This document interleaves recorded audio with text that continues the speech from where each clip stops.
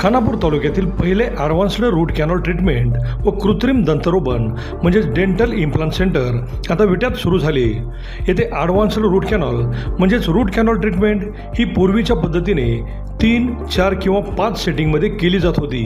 तीच treatment लॅबेमोडसारख्या advance दुर्बिणीद्वारे केवळ एकाच सेटिंगमध्ये किंवा एकाच विजिटमध्ये पूर्ण होते. त्यामुळे कमी कालावधीत जर जास्त दातांची ट्रीटमेंट असेल तर 2 ते 3 सेटिंगमध्ये ब्रिज बसवण्यासारख्या ट्रीटमेंट देखील पूर्ण होतात. तसेच या हॉस्पिटलमध्ये स्वतंत्र कृत्रिम दंतरोपण म्हणजेच डेंटल इम्प्लांटसाठी ऑपरेशन थिएटर असणारे हे तालुक्यातील पहिलेच डेंटल हॉस्पिटल आहे. येथील सर्व ट्रीटमेंट हॉस्पिटलमधीलच तज्ज्ञ डॉक्टर्स पूर्ण करतात. डॉक्टर पृथ्वीराज देशमुख व डॉक्टर पूजा देशमुख हे रूट कॅनॉल व इम्प्लांटमधील अनुभवी व दातांमधील MDS म्हणजेच मास्टर्स ऑफ डेंटल सर्जरी हे डिग्री प्राप्त असून सर्वच अत्याधुनिक ट्रीटमेंट ह्या एकाच छताखाली केल्या जातात. चला तर मग आपल्या दातांच्या कुठल्याही समस्यांसाठी आजच भेट द्या. आमचा पत्ता डॉक्टर देशमुख सुपर स्पेशालिटी दातांचा दवाखाना व रूट कॅनॉल स्पेशालिटी सेंटर, दृष्टी हॉस्पिटल शेजारी, यशवंत नगर, विटा. नमस्कार, प्राईम न्यूजमध्ये आपल्या सर्वांचे स्वागत. आजकाल प्रत्येकजण कुटुंब, व्यवसाय, पैसा याच्याच मागे लागलेला पाहायला मिळत आहे. त्याला स्वतःकडे आणि परमेश्वराची भक्ती करायलाही वेळ मिळत नाही. पण भैरवनाथ यात्रा कमिटीची गेल्या 14 वर्षाची आळंदी ते पंढरपूर पायी वारीची परंपरा मात्र अनेकांना भक्ती मार्गात घेऊन जात आहे. दरवर्षीप्रमाणे यावर्षीही नाथ मंदिरातून या वारीची सुरुवात झाली. ऊन, वारा, पाऊस कशाचीही काळजी न करता हे वारकरी पंढरपूरला विठुरायाला भेटण्याच्या ओढीने निघाले. अतिशय शिस्तबद्ध नियोजन करीत वारकऱ्यांसाठी ट्रकमध्ये 21 दिवस पुरेल एवढे सामान ठेवण्याची व्यवस्था होती.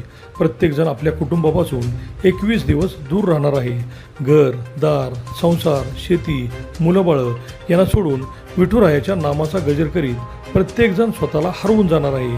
दिवसभर दिंडीत चालायचे, रात्री ठरलेल्या ठिकाणी ठरलेल्या जागेवर मुक्काम करायचा, कीर्तन, प्रवचन, अभंगामध्ये रममान व्हायचे आणि पंढरपूरच्या आषाढी वारी दिवशी पांडुरंगाचे डोळे भरून दर्शन घ्यायचे आणि आपल्या मुलाबाळात परत यायचे.